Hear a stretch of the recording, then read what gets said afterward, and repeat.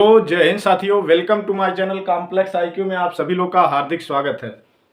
देख लीजिए, इससे पहले मैंने अव्ययी भाव समास और तत्पुरुष समास के जितने भी भेद थे वो मैंने पढ़ा दिया है, 2 वीडियो डाल दिए हैं। तो आप सब लोग जाके देख लीजिए। ये वो कंटेंट दे रहा हूँ जो आप पेड कोर्स में भी नहीं पाएंगे, आप पढ़ के देख लीजिएगा। अभी मैं धीरे धीरे हिंदी के सारे टॉपिक को कंप्लीट कराऊंगा। अभी ये देखिए, समास आज कंप्लीट हो जाएगा, कल एक प्रैक्टिस सेट लेके आऊंगा समास का। जितने भी सारे मॉडल पेपर में आए हैं सबको कराएंगे। देखिए, नज समास एक होता है। तत्पुरुष समास पढ़ाने के बाद ये बच गया था। नज समास क्या होता है? जिस समास के पूर्व पद में निषेध सूचक नकारात्मक, निषेध सूचक नकारात्मक मतलब ना ही करना, नकारात्मक शब्द लगे हों, उन्हें हम क्या कहेंगे? नज समास कहेंगे। जैसे अधर्म, अनिष्ट, नापसंद, अनावश्यक। तो जहां ना, अन, ये सब लग जाए, निषेध सूचक या नकारात्मक शब्दों, वहां क्या हो जाएगा? नज समास हो जाएगा।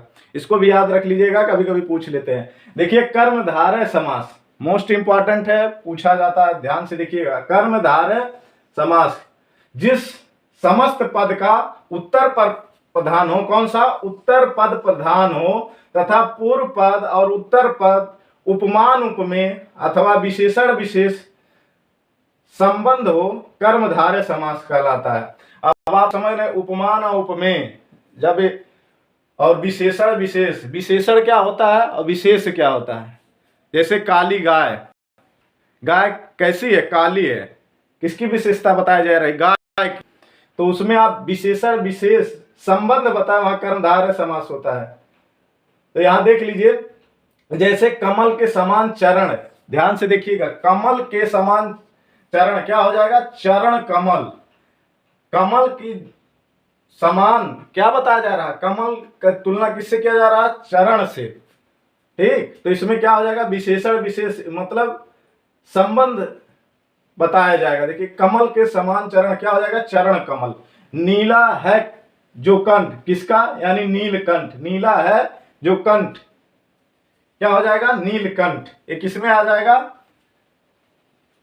किसमें? कर्मधारय समास में।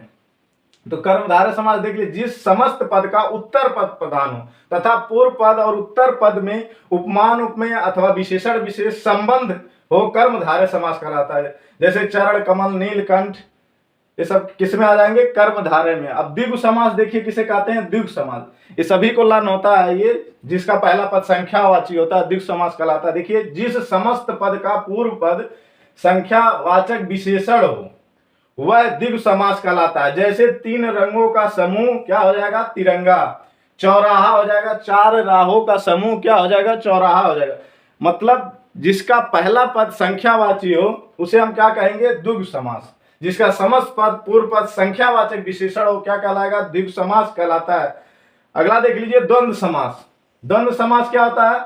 जिस समस्त पद के दोनों पद प्रधान तथा विग्रह करने पे और अथवा पर योम लगता हो, उसे हम क्या कहेंगे? द्वंद्व समास। एक बार यहां देखिए, परिभाषा को समझिए। जिस समस्त पद के दोनों पद प्रधान हो, इसमें क्या है? दोनों पद प्रधान हो तथा विग्रह करने पे, जब विग्रह करने पे और अथवा या योम लगता हो तो उसे क्या कहेंगे? द्वंद्व समास। जैसे नदी नाले, नदी और नाले, इसका जब विग्रह करेंगे तो क्या लग जाएगा? नदी और नाले।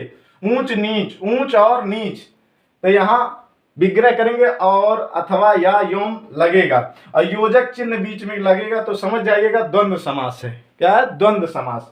अगला देखिए, बहुब्रीहि समास। क्या है? बहुब्रीहि समास। जिस समस्त पद में कोई पद प्रधान नहीं होता है, दोनों पद मिलके तीसरे पद की ओर संकेत करते हैं। ध्यान से देखिए, जिस समस्त पद में कोई पद प्रधान नहीं होता, दोनों पद मिलके किसी तीसरे पद की ओर संकेत करते हैं, वहां कौन सा समास हो जाएगा? बहुब्रीहि समास हो जाएगा। जैसे नीलकंठ, क्या हो जाएगा? नीलकंठ। यहां भी मैंने नीलकंठ लिखा क्योंकि कंफ्यूजन करता है। कर्मधारय ऑप्शन में नहीं होगा, कहां जाएंगे? बहुब्रीहि में। नीलकंठ, नीलकंठ मतलब शिव, भगवान शिव को भी नीला है कंठ। कंठ किसका नीला था? भगवान शिव का भी। तो ये बहुब्रीहि में भी आ जाएगा। अगर जो ऑप्शन में, ऑप्शन एक ही, चाहे कर्मधारय दिया रहेगा चाहे बहुब्रीहि, तो अधिकतर चांस रहता है बहुब्रीहि का। नीला है कंठ जिसका। आप देख लीजिए, दशानन, दशानन किसे, 10 है आनन मतलब 10 है सिर जिसका, उसको क्या कहेंगे, और संकेत कर रहा, ध्यान दीजिए। नीलकंठ मतलब भगवान शिव, दशानन मतलब क्या हो जाएगा, रावण। ये तीसरे पद की ओर संकेत। निशाचर, निशाचर किसको कहते हैं, जो रात में चर करते हैं। निशा मतलब रात में चर करते हैं अर्थात राक्षस। तो क्या हो जाएगा, ये बहुव्रीहि समास हो जाएगा। तो आप लोग को ये वीडियो पसंद आया हो तो चैनल को सब्सक्राइब कर लीजिएगा, वीडियो को लाइक शेयर जरूर करिएगा। बहुव्रीहि समास के जितने भी पार्ट थे, वो समास में जितने भी टाइप के क्वेश्चन बनेंगे उसको अभी मॉडल पेपर 1 प्रैक्टिस सेट में लाएंगे, तो आपका समास पूरा चैप्टर कंप्लीट हो जाएगा, कोई प्रॉब्लम नहीं होगा। आप लोग इस वीडियो को ज़्यादा से ज़्यादा शेयर करिएगा और चैनल को सपोर्ट करिए, ताकि इसी प्रकार से अच्छे अच्छे वीडियो प्रोवाइड करते रहें। और यूपीएसआई का अभी प्लेलिस्ट बना देंगे, हिंदी का, रीजनिंग, मैथ, जो भी हमसे हो पा रहा मैं ज़रूर करूँगा। आप सबको लिए वही कंटेंट दे रहा हूँ जो एग्ज़ाम में पूछा जाएगा। तो जितने प्रैक्टिस सेट को अभी टटोल रहे हैं सब आपके पास वही क्वेश्चन आएंगे जो एग्जाम ओरिएंटल होंगे। तो मिलते हैं अगले वीडियो में, तब तक